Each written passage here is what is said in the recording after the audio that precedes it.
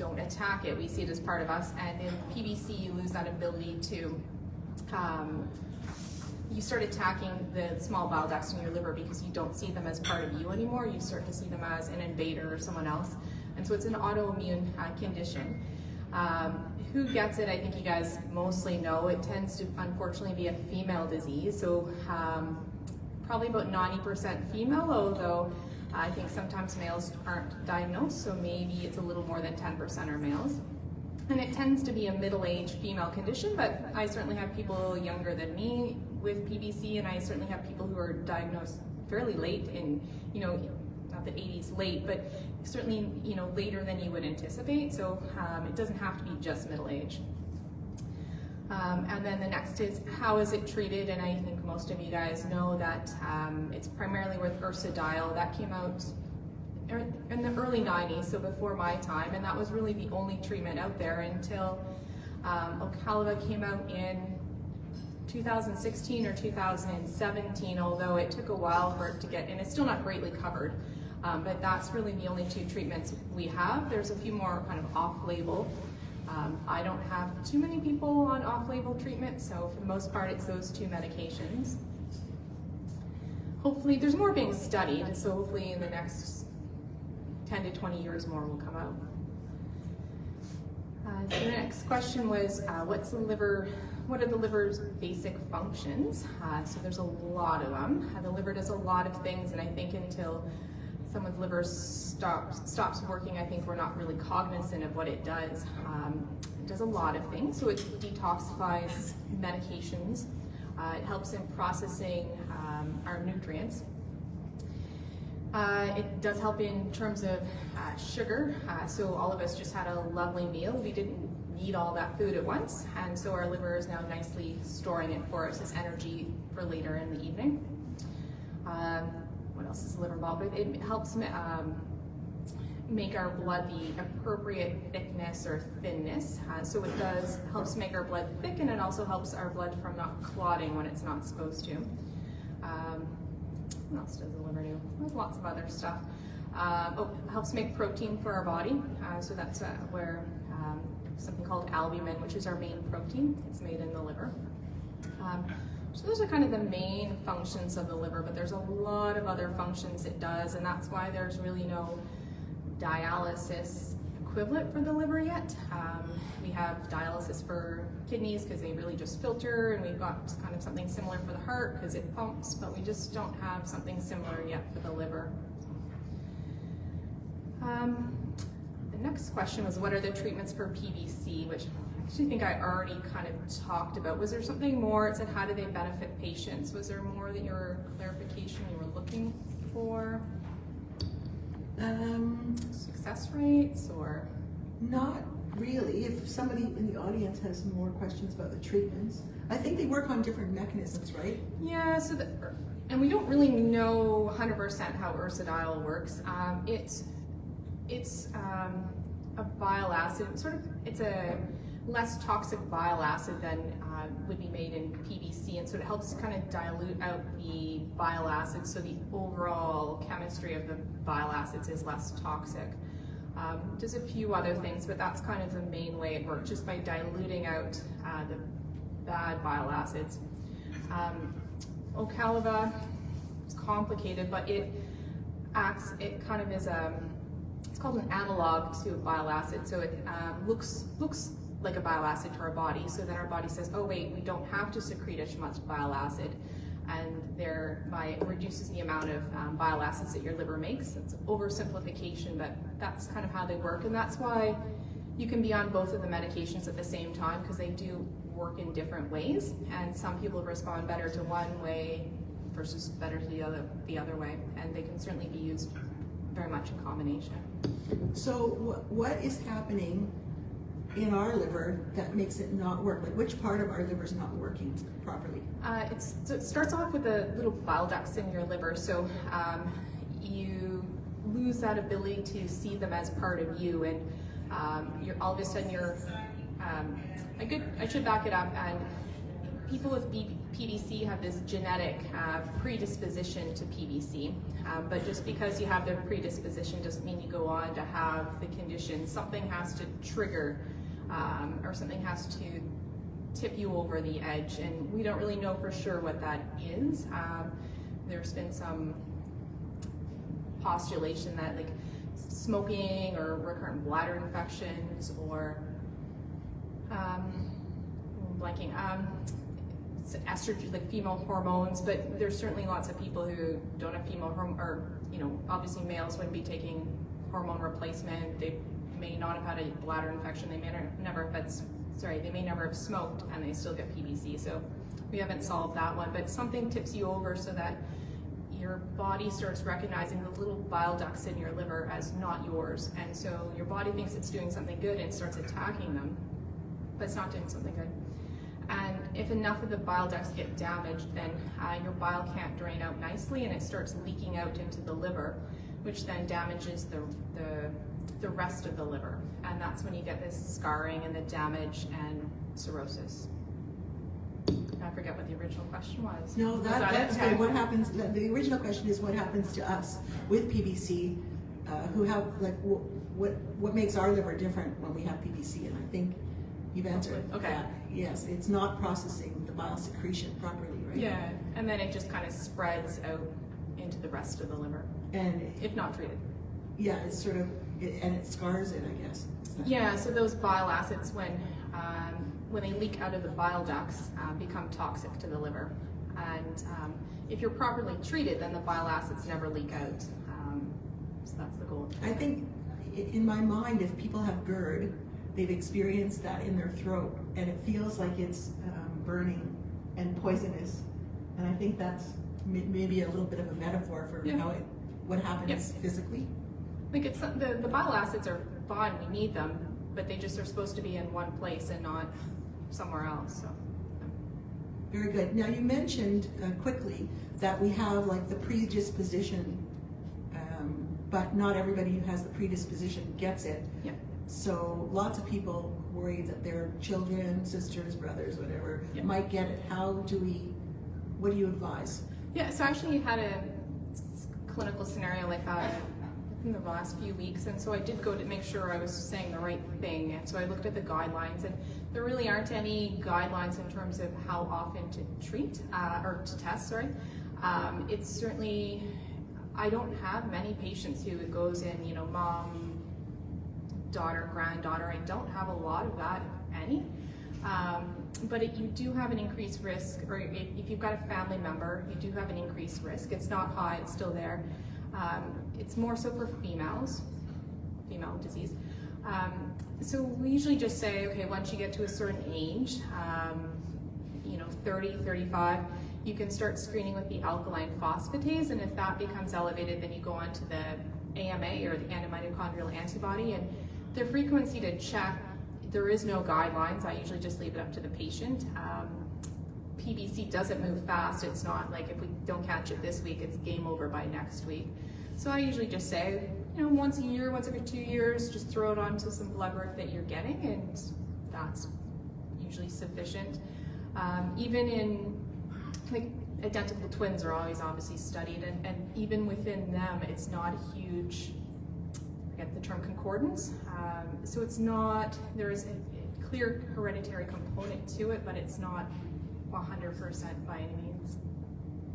And in terms of PBC and passing on to other family members, I usually just tell patients that it's not usually the PBC that passes on, it's often like another autoimmune condition. You see these autoimmune families, as I call it. So, mom may have PBC, and uncle has Crohn's, and Aunt Susie has, I'm trying to think, thyroid disease.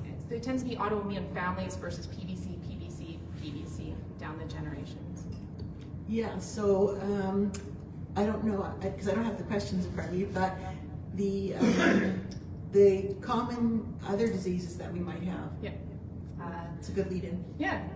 So it is an autoimmune condition, and once you have one autoimmune condition, whatever that is, you're more likely to get more autoimmune conditions. So things like Sjogren's, which gives you dry eyes and dry mouth, which you can get from PBC anyways.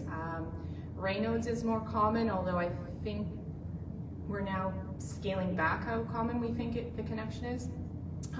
Thyroid is certainly on the list too, but it's hard because middle-aged females also have thyroid problems, so it's hard to kind of tease out how much is PBC versus how much is just that's the population.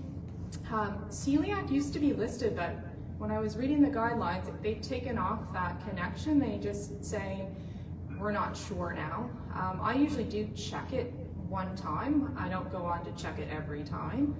I think the other ones. Those would be the main. I got Sjogren's. Dr. Vincent, Catherine Vincent in Montreal, when she did her talk with us, she said she tests every patient she has once for celiac. So I think you're on the right track. I don't think you have to test again, but I think she had it at about 10 to 20%. Does that sound right? I think as the rate of celiac's going up and in the general population, so I think what happened was we would check it more in PBC patients, and so we think it's more common, and now we're starting to check it in the general population, realizing it may not be all that different. I think PBC patients just get screened more, so they get detected more. But I usually just do it as a one-time check, and then the thyroid, I usually do it once a year unless the family doctor's already diagnosed it and looking after it. So I think those are the main, top of my head, those are the main common conditions. Osteoporosis, I guess you could throw in there too, actually. Again, it's hard to tease out. It's a PBC is a middle-aged female disease, and osteoporosis is a female middle-aged disease. So it's kind of hard to tease them out, but we know osteoporosis is more common in females with PBC versus females without PBC. Is there, I think, arthritis or rheumatoid arthritis? Oh, yes, sorry, yeah. So arthritis probably gets treated with medications, and I'm just wondering if there's any warnings for people with PBC, you know, with regard to the medication, liver damage. Is there any risk there? Do you mean like Tylenol? Or any sort of thing? I don't really mean anything. I just mean what, because people worry about that, you know, whether they take Tylenol or Advil or... So a few are listed on here, so I'll just kind of go through them. So for over-the-counter medications, I actually always recommend Tylenol. It is the safest. You just have to be careful with the dose. So it really depends on your degree of PBC.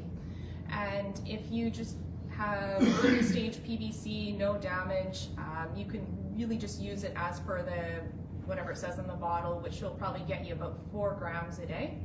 Some people, if you're going to take it every day and you want to feel a bit more comfortable, you can cut it back to 3 grams a day, which is still 6 extra strength a day, which is probably more than most people take. And if you've got advanced liver disease from whatever, PBC or anything, we say 2 grams a day, which still is 4 extra strength. So it's a fair amount. Like if you were sitting on the wait list for a liver transplant, I would still say go with Tylenol. It's going to be your safest. Aspirin is on here too. If you're going to use aspirin because you've had a heart attack, that's fine with me. If you're using it for pain control, Tylenol is probably your safer bet. And then Advil or ibuprofen was listed on here too. And I usually tell patients go towards Tylenol, but if Tylenol is not cutting it and every once in a while you need to take an Advil because you need to get out of bed and go to work, then that's okay, but try and minimize how much you take. Once you get into more complicated, like if you're treating rheumatoid arthritis, that gets a little bit more complicated, but generally for the most part, most medications they give will be safe unless you've got advanced liver disease, and then it's really a conversation between the different physicians about what to use. Well, somewhat maybe unrelated to arthritis, but Cbd Oil and Cannabis was listed on here as well. That's a bit tougher because it's not as well studied. There's not the randomized control trials to help us out. But for the most part, what we're telling patients is it seems to be safe. If you smoke it, that's a different story. But if you're using it for pain control, it's probably okay. And I've certainly had some patients get off narcotics and onto CBD, which is long run is probably a better option. So unless you're using a significant amount of it, it's probably fine when used properly. Liver cleanses and herbal supplements was on here too. Maybe I'll separate them out. So the liver cleanses, I don't recommend. I've seen them go wrong in a number of ways. Liver cleanses would be things that you would buy over the counter to sort of cleanse your liver. They're not licensed, so we don't know what's in them. So I've had a couple of patients actually with fairly significant acute liver failure from them because they're not regulated. And the liver cleanses itself, so we normally say stay away from those. Herbal supplements, I actually had this question today from a patient. If you look at the guidelines, none are recommended just because they're over-the-counter medications and we don't have all the trials to say, okay, we can prove that they do some benefit. The most well-studied would be milk thistle, and I don't think it's ever been studied in PBC because fortunately or unfortunately, you guys are a smaller group, but it's been more studied in fatty liver disease, and the evidence probably tips towards it might be of some benefit. It's not going to be a miracle cure by any means, but it may help. So I just tell patients, if you do really want to take something over the counter, it's probably your best bet, but don't expect anything miraculous. And make sure it doesn't interact with medications. And then the last one on here was vitamins. And I think it does touch in that handout that you had. I just quickly looked through it, the one on healthy eating. The only vitamins I recommend in PBC would be vitamin D, because most of us don't get, and until today we hadn't had sunshine in I don't know how long. So vitamin D is sort of the only one that we probably need, and I make that recommendation to everyone, PBC or no PBC, that in the summertime you might be fine, but for sure in the winter our vitamin D levels all kind of sag off. And so I think in that booklet it said 1,000, which is normally what I recommend for most people. More won't harm you. Like if you want to take 2,000, that's fine. The other vitamins are really just based on your diet, so everyone's going to be different. I should have read the pamphlet, but calcium would be one that people often ask about, and I usually just tell people to look at their diet and to figure out how much calcium they do have in it. Yeah, and here it doesn't give a recommendation for amounts, I don't think, but for vitamin D it's 1,000, and then for calcium, this is for females because it's kind of a female disease, it would be 1,500 milligrams. I'm not sure what the recommendation is for males, but 1,500 milligrams, which is usually kind of about 3 servings per se of dairy products. If you're not going to do dairy, then you have to kind of look a bit more carefully in terms of how much you're getting in. And if you're not someone who gets a lot of calcium in, then take supplements.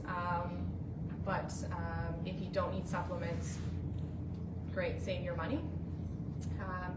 And those would be the only 2 vitamins that I would generally recommend. The rest is all just based on your diet and whether there's something lacking in it if you're vegetarian or vegan. Okay, that's a good closure to that part of the questions we had. And now I'm just wondering, for the treatment, how often do you see your patients, and what diagnostic or monitoring tools would you recommend? So it sort of depends. If you're stable, so if you've been on ursodiol for decades and everything's controlled, I usually do blood work every 3 or 6 months would be the minimum. Sometimes I do it every 3 months just because there are patients getting blood work through their family doctor every 3 months, and it's a whole lot easier just to do it on that same schedule. And then I just usually see patients once a year and call them sooner if there's problems. So that's if you're stable and everything's moving along fine. If you're just diagnosed, then I usually do blood work. Depends, probably for sure every 3 months the first year, and I'll usually call patients after the first set just to say, how's it going? This is what your blood work looks like, etc., etc. And then once they're stable, they get on the every 6-month plan with a follow-up every year. In terms of other, if unfortunately the primary or the PBC is progressed and so now you're dealing with cirrhosis, that's a different story. And then we get into blood work every 3 months, ultrasounds every 6 months, and then visits at least every 6 months, and then more often based on how things are going. If things aren't working, if the ursodiol's not bringing the blood work down sufficiently, things aren't adding up, we'll do blood work more often. And then if I start someone on Ocaliva, I'll call or see them quite early on to make sure people are doing well, and then then again after their first set of blood work and just play it by ear. And then I think I don't know if people had questions about Fibro Scans. Here we don't have great access. I was trying to find out in Ontario if there is better access. I think there might be, just judging on what people who've moved from Ontario have told me. And then I did actually go look up the guidelines because I wanted to make sure I was doing things right. We don't have great access to Fibro Scans. Now I usually Fibroscan everyone when I first meet them, and for sure if it's a first-time diagnosis, and I'm trying to go back and Fibroscan everyone who has come to my practice from another practice. But then we don't necessarily go on to repeat it, which may be different than other provinces because we don't have great access. If their blood work is stable, I don't ever generally Fibroscan them again. If their blood work isn't adding up, I will do it every 3 years. It kind of depends, just to see what's happening and is this bad blood work actually leading to any problems. So the Fibroscan is generally just a one-time deal, more often if things aren't going as planned. Do you? I don't know that these are working either because I don't hear myself. I think it turns itself off. Okay, Yeah. well, we'll just talk. I can talk louder. I'll try and talk louder. That's pretty good. Yeah, sorry. Yeah. Well, we're recording it, so Okay. hopefully the recording catches it, and then we can revisit it. What I was going to ask about ultrasound, Yep. and tied to ultrasound, what is the risk for PBC people for fatty liver? And should we all be concerned with it?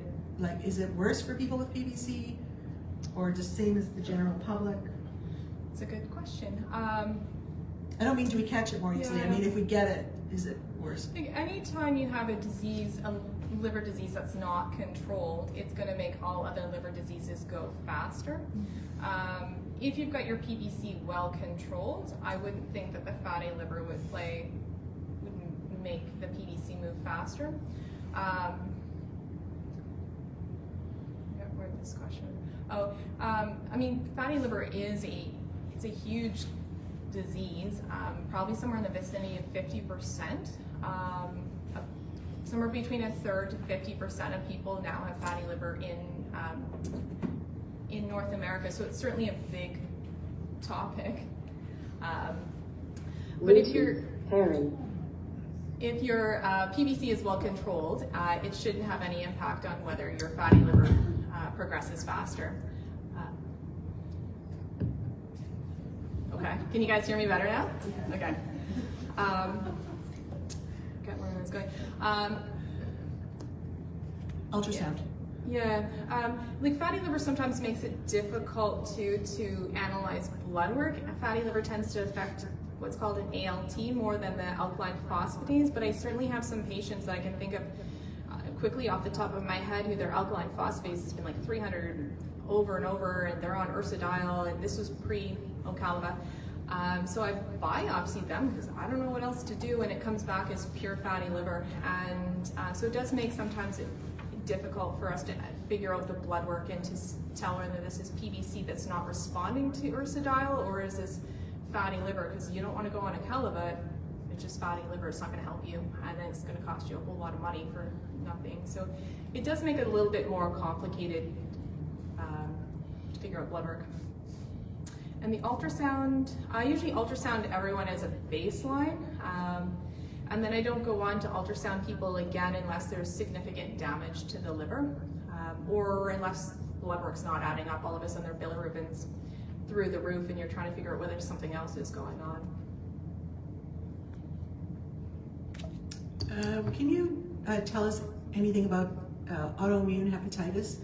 Do a lot of patients, PBC patients, have it, or do they go together? They do. It's debatable about how common it is. We keep going back and forth about yes, it's common, no, it's not common. I would say less than 5% of people have autoimmune hepatitis and PBC together. Like, I can think on one hand how many of the dual patients I have. Oftentimes it starts out sort of looking like an autoimmune hepatitis, but then once you get them on ursodiol, all the inflammation settles down, and so then you realize that this was probably just PBC to begin with. It kind of comes in and out of favor as to how common it is, but I would say 5 to 10% probably have that overlap. And that is one that on here was, should everyone get with PBC get a biopsy to confirm diagnosis? And I think biopsies are falling out of favor for the liver with the invention of Fibro Scans. So I don't biopsy very many of my patients. I probably biopsy 10 to 15%. If you fit the nice picture of you've got an AMA and your alkaline phosphatase is elevated, I start you on treatment, and I only biopsy if you ask or things aren't making sense. If you don't respond to treatment and things just don't feel right, they don't add up, then I'll biopsy. Or if we're not sure whether this is an overlap with autoimmune hepatitis, or whether this is drug related, or this is fatty liver, so I've definitely biopsied a few people for that just before I kind of put people on it ursodiol for life. I'll biopsy, but it's and men, I'll biopsy men most of the time. So it's only probably 10 to 15% that we biopsy now. I think in the past they would biopsy more so that you would know how much damage is done, but now we have a Fibro Scan, so there's no kind of need to do a biopsy just to figure out how much damage is there. This is right off the wall, this question. Yeah. It's not on the sheet. Yeah. But often I talk to people who call us at the Canadian PBC Society, and they say that they describe all their symptoms are exactly the same as PBC. But when you ask them about their blood work, just as a question, it's normal. So they think they have PBC, pre-PBC. Yeah. So is there such a thing, or is it possible to have all the symptoms, like the fatigue, the itch, the upper right side pain, the joint pains, the foggy brain, and then the excessive fatigue, all of these symptoms, but their blood work is fine, normal? You can certainly have it with a negative AMA, and I should have mentioned that before. So that would probably be the most common reason that I do biopsy. So their alkaline phosphatase is elevated, but their AMA is negative. So that's probably the most common reason I do biopsy. 5% of people have a negative AMA and have PBC. So if the picture smells like PBC, but the AMA is negative, I'll either offer them the option of just going on treatment, or I'll biopsy them. I don't know if I've ever biopsied anyone with a negative AMA and a normal alkaline phosphatase. I don't think I've ever been brave enough for that. In that case, I would just say, okay, let's try and rule out other causes of why this may be happening, and let's follow you closely, and let's check your alkaline phosphatase every 6 months, and if anything's abnormal, we'll biopsy you.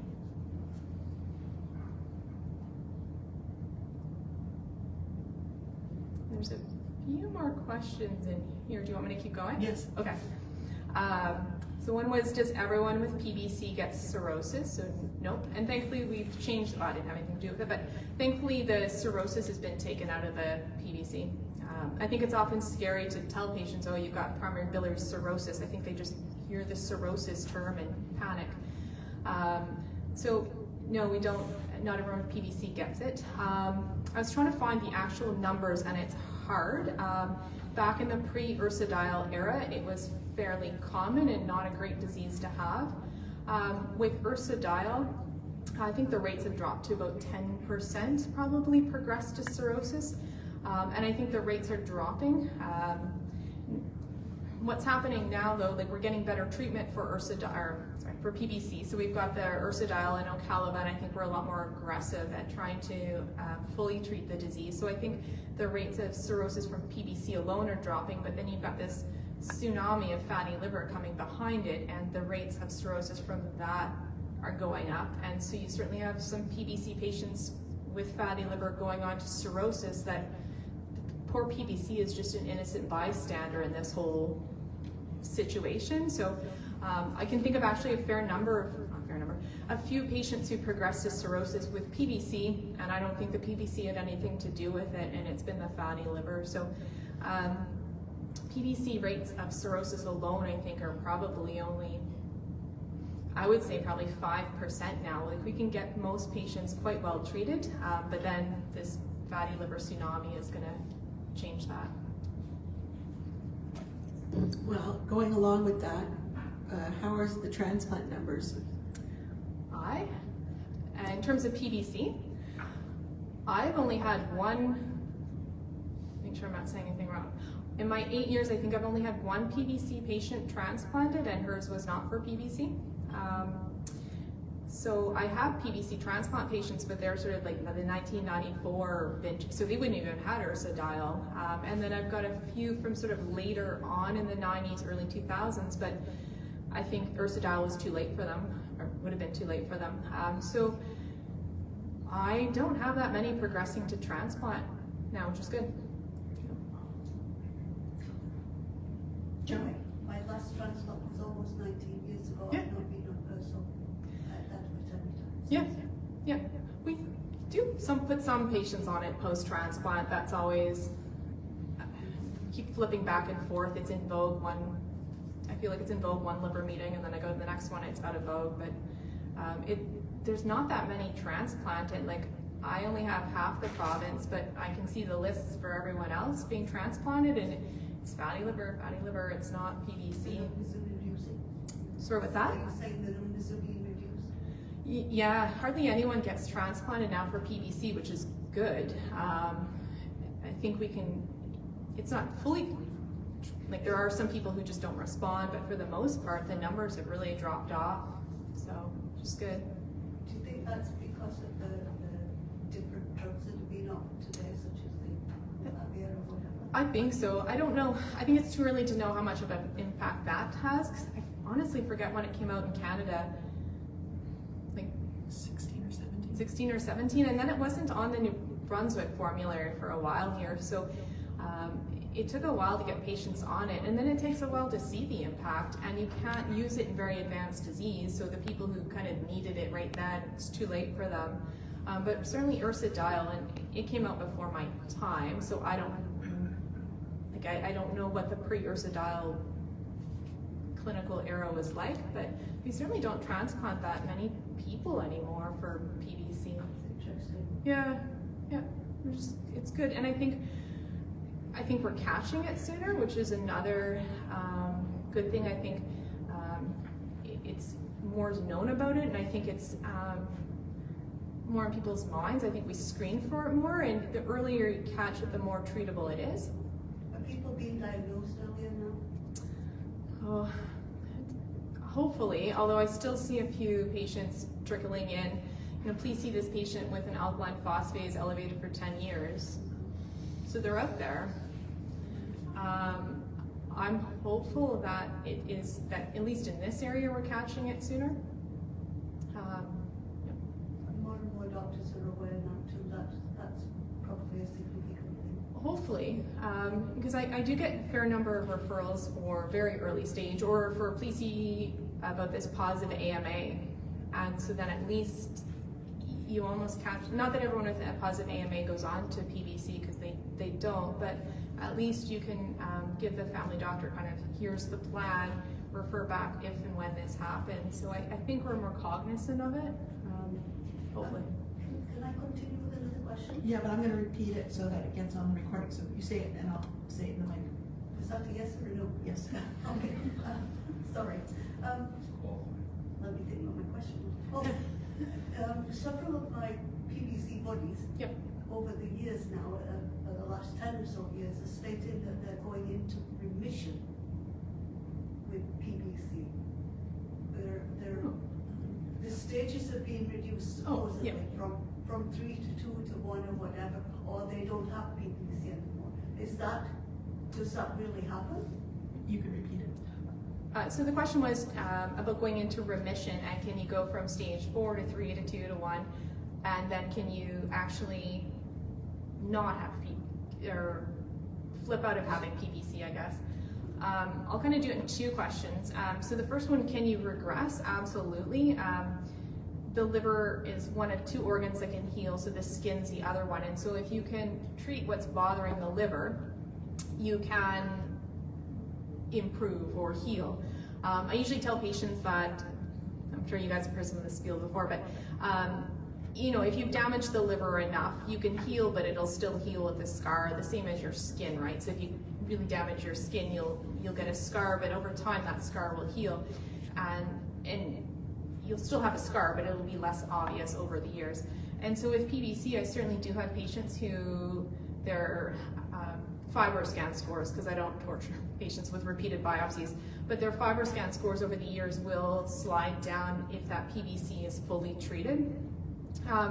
The idea of having PBC and not having PBC, I don't know that happens. Sometimes people are misdiagnosed, and so I've got a few patients where they were diagnosed either because they had a positive AMA and that was it, or they had an elevated alkaline phosphatase and no further workup for it, and it turns out it was actually like a bone disease or low vitamin D. So being misdiagnosed, you can go from having PBC to not, but I don't know that you can, I never heard of PBC going away. No. Yeah. Okay, thank you. Does anyone else have any questions? Yeah, Carol? Yeah, you mentioned Fibroscan. I'm sorry, I'm not familiar with that. I have a gastroscopy. Oh, yeah. That's not the same thing? No. So the question is a gastroscopy different than a Fibroscan? So a Fibroscan is a newer, it's not newer anymore, probably came out maybe 2010, not sure. And it's ultrasound-based technology, and it just sends little sound waves in, like an ultrasound. And the speed at which it sort of hits the liver and bounces off tells us how stiff the liver is. And so it's really good at telling us how, I mean, it was pros and cons to it, but for the most part, it's a very good, non-invasive way of telling us how much damage has been done to the liver. And I've started to do it at time of diagnosis. And then if someone's come into my practice from elsewhere, I usually try and get a baseline one when they come in, and then repeat it based on a clinical scenario.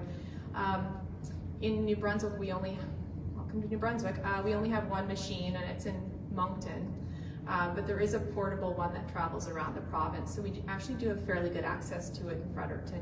I'm sure some of you guys have had one. It kind of moves around as to where it is, but currently it comes to just beside our clinic on the new one. So the gastroscopy doesn't do the same? You said No. So what am I missing something? The gastroscopy would be, so the Fibroscan we do most ideally in every PBC patient time of diagnosis. The gastroscopy would only be done if you've got advanced disease or damage to the liver, or if they're following you for something, ulcers or whatever else they follow you for. So the gastroscopy would be done in people with advanced liver disease from PBC or any liver disease. So entirely separate. Any other questions? I have one again. lot of my PBC buddies now, Yep. mainly in the US, are saying that their doctors are recommending this drug, Evusheld? It's a vaccine. I don't know what it is. It's a vaccine for transplant. Let me bring you this. And it supposedly helps prevent COVID. You've not heard of this? Okay, I'll find you more information. Okay. I'll send it to you. You seem to know about it. Yeah, Joan sent me that thing. It's a vaccine for people Is to it? prevent COVID for transplant. Oh, is it remdesivir? Yeah, a lot of them without the transplant, a lot of PBC patients are now. Oh, okay, in Canada, I've seen it from the federal government, yeah. The Is it- Canadian federal government, sorry, the Canadian federal government just approved it for transplant patients. So the other part about what else it's recommended for, I don't know. It's not in Canada I yet. don't know, you've not heard. It's not remdesivir. It's just been approved in Canada. Okay, I'm not sure. Yeah, we don't know. I'm not sure. Sorry. Okay, so I'll find Oh. out more. I'll have to Google it tonight. Anyone at the back there? Don't be shy. Vitamins, should we take them not with our Ursidol, take them after, like a few hours after, or what's pretty common to take them? I usually say ask the pharmacist. The vitamin D can be taken whenever, and to the best of my knowledge, I think you can take, I'm thinking of the common vitamins that you take. I think the Ursidol can be taken with calcium, but I always just say ask the pharmacist, or I look it up on the drug app on my phone, but vitamin D is fine. The calcium might be the only one, and I can look that up after in my phone. I think it's fine. I don't think there's anything else on here. There was about the main symptoms. Do you want to touch on that one? There's what are the ways to control the main symptoms, and do we know what causes them? Do you want me to touch on that? Sure. Okay. So you guys know better than I do the main symptoms. So here are the ones listed, and these are probably the ones I see them or hear about the most common. So right upper quadrant pain, or pain up in the area of the liver, dry eyes, dry mouth, itch, and fatigue. And for the most part, we don't know why they happen. We come up with some ideas, but I don't think we've solved them. I would say the two most common ones are itch and fatigue. The itch we're not sure about. There's all kinds of ideas. One is sort of bile acids building up, but we check the, or we don't, but if you did check the bile acid level in people, it doesn't correspond to their itch. And then there's also these ideas about having these, what we call endogenous opioids.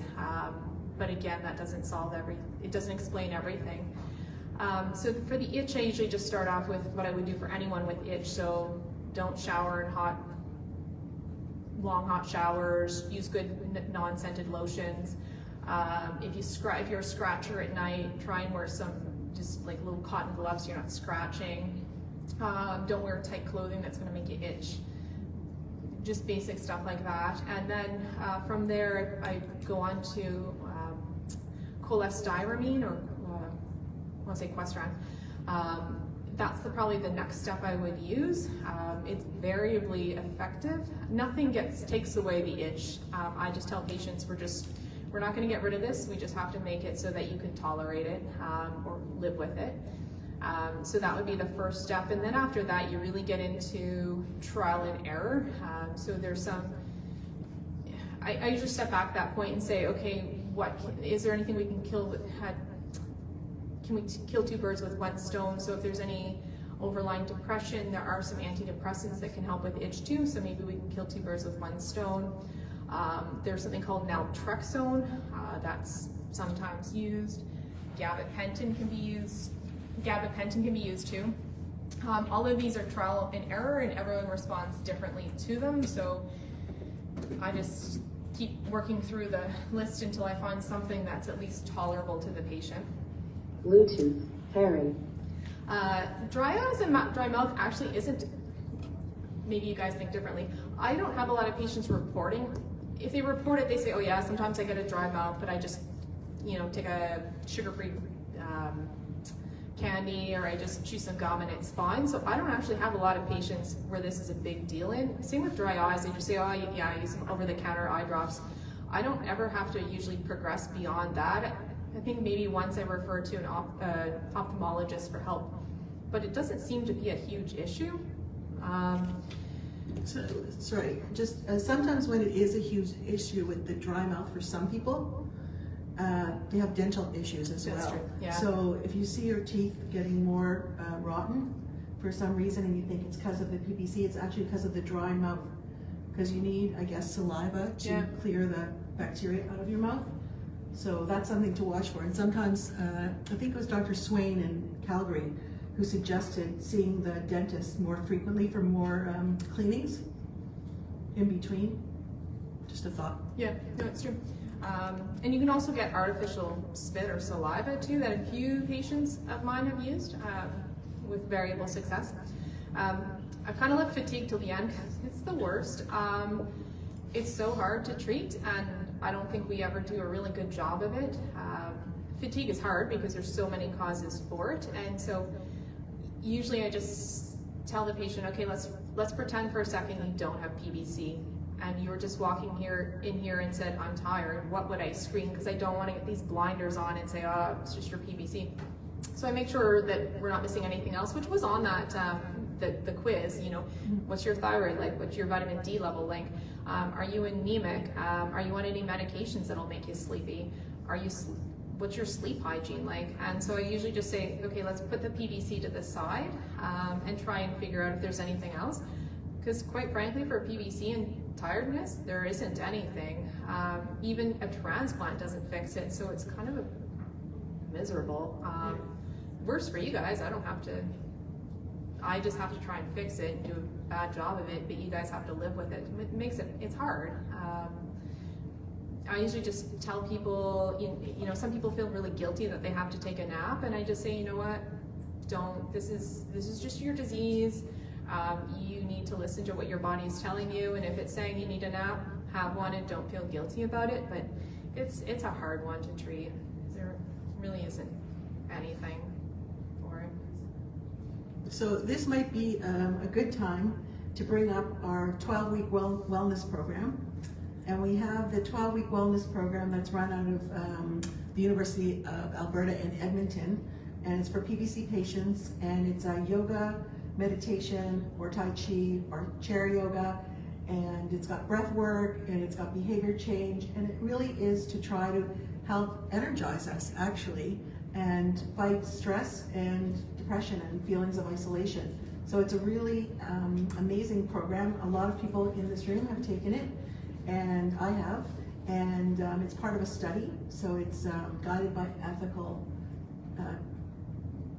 parameters, guidance, and you can register on our website. You can pre-register for the next session that's coming up in September. And there is some evidence, early evidence in the small group that took the study, 40 people, that their energy levels do go up and they feel better all around. So I see people shaking their heads who have been on the program. Even if that's a placebo effect, that's good too. Just if you feel more energy, if you feel the sense of community. So there's a once a month Zoom call with all the participants who would like to join it, and then you can sort of get in touch with other people who have the disease as well. It makes sense. Like some of the other, not that they're autoimmune, but like chronic fatigue syndrome or fibromyalgia, the only thing that really works is sort of this graded exercise. And even for people who don't have any of this, I just feel like when we get out and move, we feel better. And you know, being part of a group, sometimes just saying, you know, I feel tired, and other people say me too, then you suddenly don't feel like there's something, you know, it not normalizes it, but it makes you feel less, you know, okay, this isn't just me and it's not something I'm doing. So it's good to have other people to talk to that are going through the same thing. Yeah, absolutely. And I think this kind of meeting helps that too. So it's just a matter of sharing your experience, and it is normalizing it in the sense that PBC is normal for us. It's not normal for the general population, but it is normal for us, and we're going to live with it for hopefully a long time. And it's not going away, and it's not, I don't see, even in the treatments, I don't see a cure. No, I don't see a cure, but I think it's like diabetes. I don't think we'll ever find a cure, but the treatments keep getting better and better and better. Right, so in that sense, we want to live well with it, and we want all the tools and education, because I think that's a big part of it. And actually, this is a good time to thank you so much for everything that you've discussed with us tonight. I think, clap for sure.